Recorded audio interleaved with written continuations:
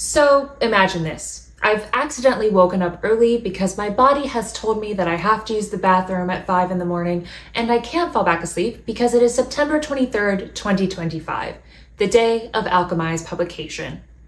And I'm lying there awake because I feel weird and bad about this whole Alchemised situation. But why? It's not because I'm a Manacled hater. As I stated in my last video, I don't think Manacled is bad. I just know after 1,000+ pages that it is not for me. And I'm thinking, surely not because it's traditionally published fanfiction, right? Because there are plenty of those out there already. So what is it about the whole publication process from Manacled to Alchemised that is making me feel, to put it in the plainest of terms, icky and mildly anxious? Let's talk about it. So what is Alchemised? I mean, I'm sure if you clicked on this video, you have some semblance of an idea, but let's just discuss the basics anyways. At its core, Alchemised is a 1,000+ page dark fantasy novel published by Senlin Yu in September of 2025. The original fanfiction it was adapted from is called Manacled and was published between 2018 and 2019 on the fanfiction sharing website Archive of Our Own. Manacled is, I would say, probably the most popular Dramione fanfiction out there. Dramione, of course, being the ship name for Draco Malfoy and Hermione Granger from the Harry Potter series. Before the book was even published, it was announced that Legendary Entertainment, known for such blockbusters as Dune and Inception, and iconically, I would say, more iconically, some of my favorites, including Kong Skull Island and Detective Pikachu, had acquired the film rights for Alchemised in a 7-figure deal. This is believed to be one of the biggest film deals in history for a new book's movie rights. Wild that this all started from Dramione fanfiction. Now, because this is likely the most popular Dramione fic and certainly the buzziest, what with its midnight release parties and, as I mentioned, absolutely massive film deal, Manacled/Alchemised kind of became the figurehead for everything that's wrong with 1. the Harry Potter fandom, 2. Dramione shippers themselves, and 3. the state of the publishing industry in general. Now, I want to say here, in this video, I'm not going to be discussing my personal issues or even really opinions on the story behind Manacled/Alchemised. I'm not going to be really discussing the plot itself and being like, oh, it was stupid that Hermione got bit by a vampire like 3 separate times in Manacled. That's not what we're discussing. I'm going to be talking about the larger issues I have with the publication of Manacled and other issues that I've seen people on social media voice. All of that is to say, this isn't going to be a rant. This isn't going to be an attack on Manacled or Alchemised or Senlin Yu or anything of that nature. But I have problems. And the problems are basically the nexus of this entire video. So if you are a fan of Manacled or a fan of Alchemised or both, this might not be the video for you. Step away from the keyboard. Thank you. And with that being said, let's get into it. So I'm not going to get super deep with this first issue I have, but I feel like I should still mention it. I think to go into detail, I would actually have to read Alchemised, and I'm not doing that. I picked it up at the bookstore several times and considered purchasing it and reading it, but I can't put myself through that. I'm sorry. But I still want to talk about it. And that is the Handmaid's Tale element of Alchemised/Manacled and the potential romanticization of that storyline. And I will say throughout this video, I'm going to be using Manacled and Alchemised interchangeably. Sorry, it's annoying to have to say Manacled/Alchemised all the time. Okay? Okay. So when I heard that Manacled was being traditionally published, I didn't necessarily wonder how Senlin Yu was going to change or adapt the Harry Potter elements of the fanfiction. This is by far not the first Harry Potter fic to be published. I can feel Cassandra Clare looming over me right now. And I know that plenty of authors have created new storylines and new magical systems to replace the Harry Potter of it all. However, I was, let's say, concerned, curious, how Senlin Yu was going to change the Handmaid's Tale element of Manacled. So if you aren't aware, just like in The Handmaid's Tale by Margaret Atwood, Hermione is forced to become a surrogate for Draco Malfoy and his wife in a wizard repopulation breeding program. She wears the red cloak and the white bonnet and everything. This iconography is obviously a large part of both Manacled and its original source material, but would obviously, at least in my mind, have to be changed for its traditional publication. I have spoken to some individuals who read Alchemised, and they tell me that the surrogacy aspect is still present in the book, but it's not as much of a factor as it is in Manacled. I mean, obviously Hermione is no longer wearing the cloak and the bonnet, although apparently she is still wearing a red dress. I don't know how much that factors into the story or if the red dress is still part of the surrogacy program, but I figured I'd mention it. I don't know. I can't say much about this part of Alchemised without reading it myself, but I did still want to mention it because I know that many readers did take umbrage with it in the original publication of Manacled. And I actually was going to put in my script at this point that Margaret Atwood didn't die so that someone could write a sexy Handmaid's Tale Dramione fanfiction, but she is in fact still living, which is great, but the sentiment still stands. I do find it strange, let's say, that someone thought, let's combine The Handmaid's Tale with Harry Potter, and everyone got horny for it. The second, and I would say larger issue, is the Harry Potter fanfic of it all. Obviously, Harry Potter has kind of become the big bad when we look back on all of our beloved childhood series. And it's honestly extremely heinous that that woman took a series that was supposed to be about love conquering hate, and in her alleged mold poisoning addled mind said, actually, no, that's not right at all. I hate trans people.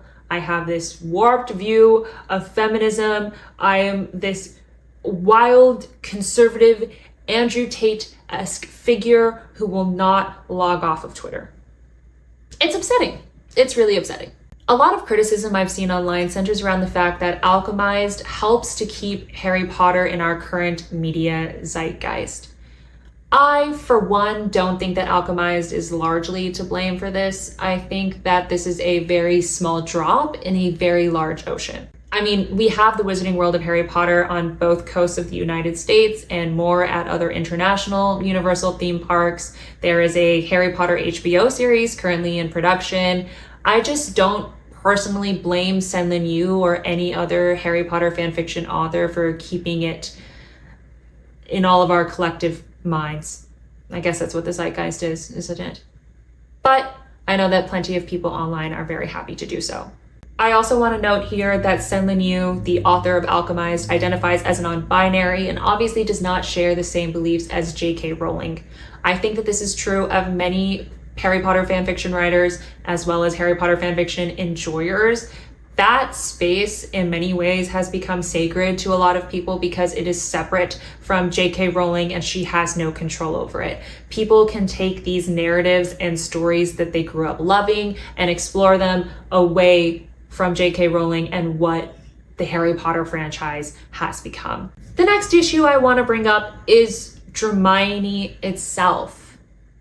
Remember that time on TikTok when we could not escape videos of people going to Bath & Body Works and getting those green apple candles? Like, what was that? Like, I'm not a Dramione shipper. I am just an outside viewer. So, like, I truly mean, like, what was up with that? Was that like a shifting thing? Were people lighting those candles to, like, start shifting to, like, what did the green apple candle have to do with Draco Malfoy? I would just like to know. I also want to say, originally in this part of the script, I was going to talk about my hatred for Dramione as a ship, but like I said, I'm trying as hard as I can not to interject my personal opinions into this video as much as possible. I'm not going to shame you for enjoying Dramione. There's no judgment here. Read what you want to read, especially in Kingtober. I'm not going to judge you for what you like. I do think that there is maybe a larger issue here, and that is the Dramione shippers themselves. I know that Dramione Shippers are just like any other subsect of a fandom on the internet, and that they are largely normal and rational and sane, or at least I hope that they are. But there are certain Dramione Shippers out there that make the rest of the fandom look really, really bad. Here's what I think is a big issue with a lot of these individuals. They came from Booktok. And before you get mad at me, let me explain. Manacled went viral on TikTok in, I would say, 2022, 2023, and garnered a lot of readers who weren't familiar necessarily with fanfiction or with, let's say, fanfiction etiquette. First, people began binding and selling copies of Manacled online, along with other popular Dramione fanfictions. And I'll say there usually isn't an issue with binding fanfiction if you're doing it for yourself or giving it as a gift to someone like a friend. I would say it's better etiquette to message the author first, either through Tumblr or AO3 or what have you, and get permission. But if you're just doing it for yourself, it's usually not a problem. The problem comes when you start selling that fanfiction online for profit. Because not only are you profiting off of a copyrighted work, in this case the Harry Potter series, but you are also profiting off of the original fanfiction author's work. Then came the moment when a fan literally gave Tom Felton a copy of Manacled. And I know I'm preaching to the choir here. I probably don't have to tell you this, but don't harass people like this. I mean, imagine giving this person, a complete stranger, really, a copy of this deeply traumatic, very triggering work in which a character that he played as a child does a lot of really horrific things to a character that his coworker played as a child. Then comes this new and deeply worrying trend of publishing Dramione fanfiction and publishers openly stating that this is published Dramione fanfiction.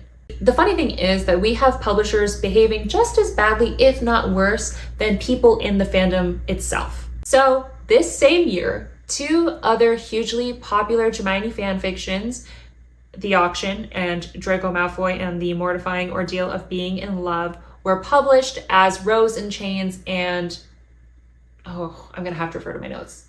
What was it? The Irresistible Urge to Fall in Love with Your Enemy, respectively. I can never get those ones right. It's too much, it's a mouthful.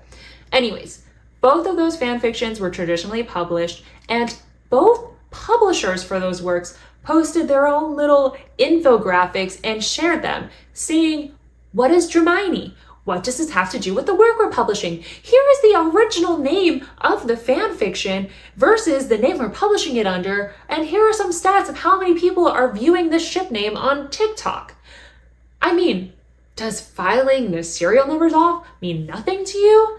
It's baffling to me. I don't know. You are a publisher. You should know better. And also, like, do you not have a legal team? Like, this is what's confusing to me. What strikes me specifically with Manacled and Alchemised is that there's just no shying away from the fact that this is fan fiction. Like I said, this is not the first case of traditionally published fan fiction. I mean, this is the third that came out based on Dramione this year that I know of. Like, there might even be more. It's just that there's no escaping the Dramione of it all. I mean, we have Ali Hazelwood out here writing Raylo after Raylo after Raylo. We have everyone out here writing Raylo. Like, it's an epidemic when you go to the bookstore and you just have to assume that every black-haired cartoon character on a romance book cover is in fact Adam Driver playing Kylo Ren. But those works, you know, everything that Ali Hazelwood has written, I would say, to an extent, and I mean, even like 50 Shades of Grey, it feels like you can go to the bookstore and pick those books up, read them in their entirety, and not know that they were originally fan fiction. And I will say and concede that a large part of that is probably because those works are AUs, alternative universe fan fictions, rather than adapted straight from the source material. I mean, The Love Hypothesis did not include any lightsabers. 50 Shades of Grey did not include any vampires or werewolves, versus these romantasy Dramione adaptations that do include a girl with brown curly hair and a guy with platinum blonde hair and they are doing some sort of magic, even if it does not include wands and spells in the same way that Harry Potter does. I hope this makes sense. But with Alchemised and Manacled, Senlin Yu is out here giving interviews in which they discuss the original fan fiction and how they adapted it from Harry Potter into this new magic system. I just don't know if we've seen this before, at least not on this scale or so brazenly. And that is something that's very, very odd to me and something that I think puts this bad taste in my mouth. Obviously, as we have discovered, the publication of Manacled feels bad for a number of reasons. And I want to say here that I really don't blame Senlin Yu for this. I honestly feel bad for them.